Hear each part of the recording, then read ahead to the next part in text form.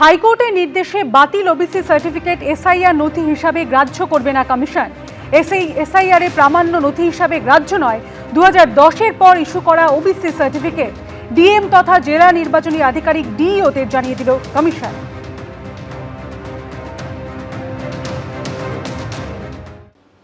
9 জানুয়ারি উত্তর 24 পরগনার ঠাকুরনগরের মতুয়াবাড়িতে যাচ্ছেন অভিষেক বন্দ্যোপাধ্যায়। আর এ নিয়ে চড়ছে ঠাকুরনগরের রাজনীতির পারদ। মতুয়া অধ্যুষিত তাহেরপুরের নেতাজি পার্কের মাঠেও জনসভা করবেন অভিষেক বন্দ্যোপাধ্যায়, যে মাঠে 20শে ডিসেম্বর সভা করার কথা ছিল প্রধানমন্ত্রী নরেন্দ্র মোদীর। অভিষেক বন্দ্যোপাধ্যায় ঢুকবে, ওর উদ্দেশ্য কি, ইন্টেনশন কি আমরা দেখব, তারপরেই ওর বিরুদ্ধে যা করা সেটা আমরা ওখানে বসেই করব। অভিষেক ব্যানার্জির আশাকে কেন্দ্র করে এবং ঠাকুর বাড়িতে ঠাকুর মন্দিরে পুজো দেওয়া যদি কেউ আটকাতে চায়, তাহলে কিন্তু ঠাকুর বাড়িতে রক্তের বন্যা বইবে। এসআইআর-এর খসড়া ভোটার তালিকা প্রকাশিত হয়েছে। সেই তালিকায় নাম না ওঠায় দুশ্চিন্তায় মতুয়া সম্প্রদায়ের একাংশ। এই আবহেই মতুয়া মন পেতে প্রচারে জোর দিচ্ছে তৃণমূল বিজেপি দুই শিবিরই। এই প্রেক্ষাপটে নতুন বছরের গোড়ায় 9 জানুয়ারি উত্তর 24 পরগনার ঠাকুরনগরের মতুয়া বাড়িতে যাচ্ছেন অভিষেক বন্দ্যোপাধ্যায়। 9 তারিখে সর্বভারতীয় সাধারণ সম্পাদক, সাংসদ, আমার দলের নেতা অভিষেক বন্দ্যোপাধ্যায়, ওদিনকে উনি ঠাকুরবাড়িতে যাবেন। দুপুর 2টো নাগাদ। যে কোনো তীর্থস্থানে সবার যাবার অধিকার আছে। অভিষেক বন্দ্যোপাধ্যায় যখন ঠাকুরবাড়িতে আসে তখন 1000 পুলিশ নিয়ে আসে। এ বাড়িতে কোনো পুলিশ নিয়ে আসা যাবে না। এ বাড়িতে আসতে গেলে ভক্তসুলভ পুলকিত মন নিয়ে আসতে হবে, পুজো দিতে হবে, পুজো দিয়ে বেরিয়ে যেতে হবে। এখানে এসে কোনো রকম রাজনৈতিক কোনো বক্তব্য, এই বাড়ির সদস্য সম্পর্কে কোনো রকম বক্তব্য আমরা শুনবো না, আমরা জমায়েত রাখবো। শান্তনু ঠাকুরের এই মন্তব্যের পাল্টা জবাবও এসেছে। প্রয়োজনে রক্ত দিতে প্রস্তুত এবং রক্ত নিতেও প্রস্তুত। শান্তনু ঠাকুর যদি ঠাকুর বাড়িতে রক্তের হোলি দেখতে না চায়, তাহলে ও এই নোংরা রাজনীতি থেকে বিরত থাকুক। রাজনৈতিক চর্চা চলছে, তবে তাতে ভোটাধিকার নিয়ে দুশ্চিন্তা কমছে না মতুয়া সম্প্রদায়ের মানুষদের মধ্যে। 2002-এর ভোটার তালিকায় নাম নেই। বরিশাল থেকে এসেছিলেন সন্ধ্যা হালদার, এবং তাকে যদি শুনানিতে ডাকা হলে তিনি সিএ শংসাপত্র নিয়ে যাবেন। আমার 2002-এর তো কোনো ডকুমেন্টস নেই, তা আমি খুব চিন্তার ভিতরে ছিলাম হিয়ারিংয়ে কি হবে। তা আমি এই মানে সিএ করে আমি এই সিটিজেন কার্ড পেয়েছি, আমি এটা নিয়ে যাব। এটা তো নাও নিতে পারে, এটা তো বলে দিয়েছে যে নির্বাচন কমিশন যে সিএ করা থাকলে আপনার 2000, আমার বিশ্বাস এটা মানবে। আপনার 2002-এর নাম নেই, এখন দুশ্চিন্তায় তো রয়েছেন ভোট দিতে পারবেন কিনা। একটু চিন্তায় আছি। সুপ্রিম কোর্ট বলেছে যে এসআইআর-এ এই সিএ সার্টিফিকেটটাই যে শেষ কথা তা না, আরও অনেক কিছু দেখা হবে। তা সেক্ষেত্রে তো আপনার একটা দুশ্চিন্তা থেকে গেল। আরও অনেক কিছু তো না, এটা হলেই তো হবে। এটা তো সিটিজেন কার্ড, আমার সমস্ত অধিকার আছে। এটাই আমার এখানকার সমস্ত অধিকার আছে। ঠাকুরবাড়ি যাওয়ার আগে নদিয়ার তাহেরপুরে নেতাজি পার্কের মাঠে জনসভা করবেন অভিষেক বন্দ্যোপাধ্যায়, যে মাঠে 20শে নভেম্বর সভা করার কথা ছিল প্রধানমন্ত্রী নরেন্দ্র মোদীর। কিন্তু খারাপ আবহাওয়ার কারণে ভার্চুয়াল বক্তব্য রাখতে হয় প্রধানমন্ত্রীকে।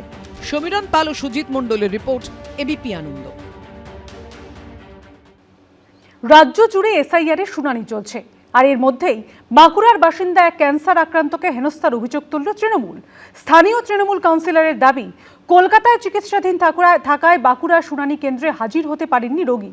অভিযোগ, শারীরিক অসুস্থতা সম্পর্কে জানার পরও তাকে সশরীরে আসার নির্দেশ দেন দায়িত্বপ্রাপ্ত ইআরও। ক্যান্সার আক্রান্ত পেশেন্টকে বারবার হেনস্থা করা হচ্ছে কেন? নির্বাচন কমিশন জবাব দাও।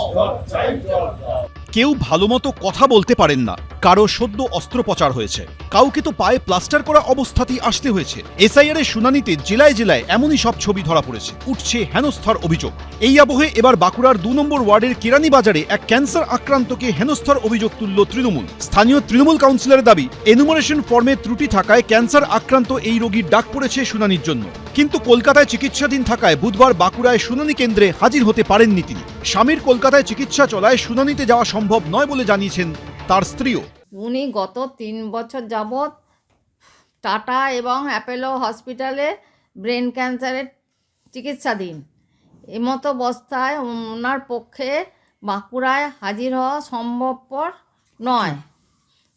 ফলে আমার অনুরোধ, আপনারা আমি সমস্ত ডকুমেন্ট পিপিও এবং যা যাবতীয় যা চেয়েছে সমস্ত পাঠিয়ে দিয়েছি রাজীবকে এবং বিএলও প্রিয়াঙ্কাকে, যাতে আমার ভোটার লিস্টের নামগুলো উঠে যায় সেই ব্যবস্থা করুন। ওই ব্যক্তির বদলে এদিন তৃণমূল কাউন্সিলর রাজীব দে তার নথিপত্র নিয়ে হাজির হন শুনানি কেন্দ্রে। কিন্তু অভিযোগ, শারীরিক অসুস্থতা সম্পর্কে জানার পরেও রোগীকে সশরীরে আসার নির্দেশ দেন দায়িত্বপ্রাপ্ত ইআরও। প্রতিবাদে শুনানি কেন্দ্রের বাইরে বিক্ষোভ দেখান তৃণমূল কাউন্সিলর সহ স্থানীয়দের একাংশ।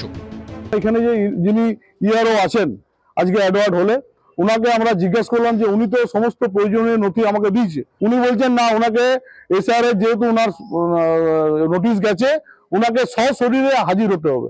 আমার নির্বাচন কমিশনের কাছে প্রশ্ন যে আজকে অত দূর একটা ক্যান্সার পেশেন্ট প্রায় 250 কিলোমিটার যদি রাস্তা অতিক্রম করে, যদি তার রাস্তায় কিছু অঘটন ঘটে যায়, এর দায়টা কি নির্বাচন কমিশন নেবে?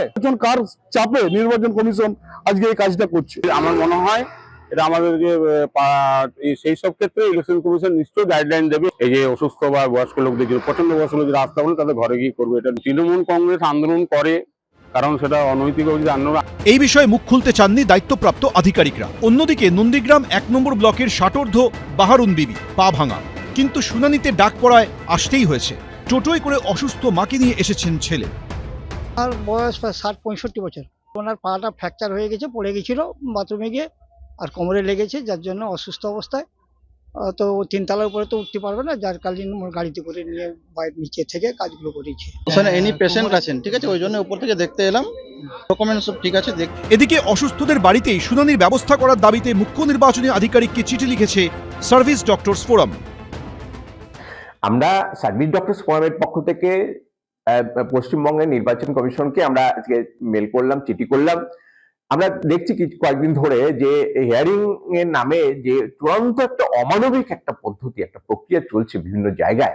যারা সিরিয়াসলি ইল পেশেন্ট, যারা হসপিটালে পর্যন্ত ভর্তি আছে, অথচ চাপে পড়ে নির্বাচন কমিশন কিন্তু একটা সার্কুলার জারি করেছিল যে এই ধরনের মানুষের ক্ষেত্রে তার বাড়িতে গিয়ে ফিজিক্যাল ভেরিফিকেশনটা করা, হিয়ারিংটা করা হবে, কিন্তু সেটা কোথাও মান্যতা নেই।